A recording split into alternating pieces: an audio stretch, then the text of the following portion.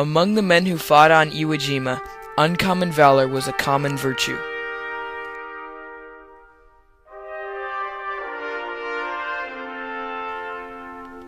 The Battle of Iwo Jima was one of the most significant battles in the entire Pacific Campaign. It was also one of the most unique battles in all of World War II because it had 100,000 men fighting on a tiny 8-mile island for 36 days, along with many naval battles. The Allies had fought against Lieutenant General Tadamichi Kuribayashi's 22,000 men hidden within the mountain. This was a crucial battle for both sides.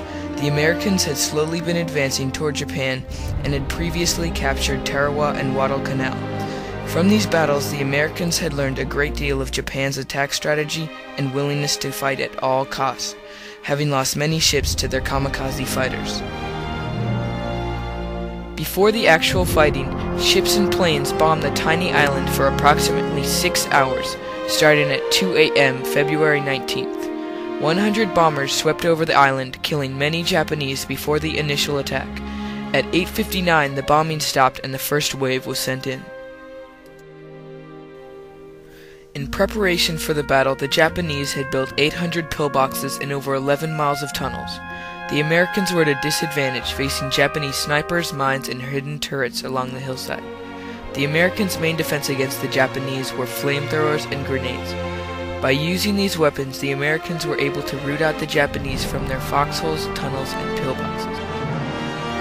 But it was the tanks that led the way for the Americans. The tanks provided excellent cover from Japanese shells and bullets. The tanks also annihilated many pillboxes and foxholes.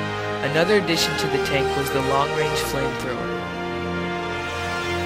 After many days of fighting, the Allied forces slowly made their way up the mountain, setting up checkpoints around the island. Their main objective was to capture Mount Suribachi. Once Mount Suribachi was secured, the Americans would have the advantage and victory would be imminent. The fighting soon came to an end once the Japanese were without artillery support and were caught in the open by U.S. Marine artillery. The Japanese lost 650 men in that attack alone. After the battle, the Japanese made one last attempt to stop the Allies, and all were killed or taken prisoner. In the end, the Allies had lost approximately 26,000 and an estimated 19,000 were wounded. The Japanese had lost an estimated 20,000 of the original 22,000, and 216 became prisoners of war.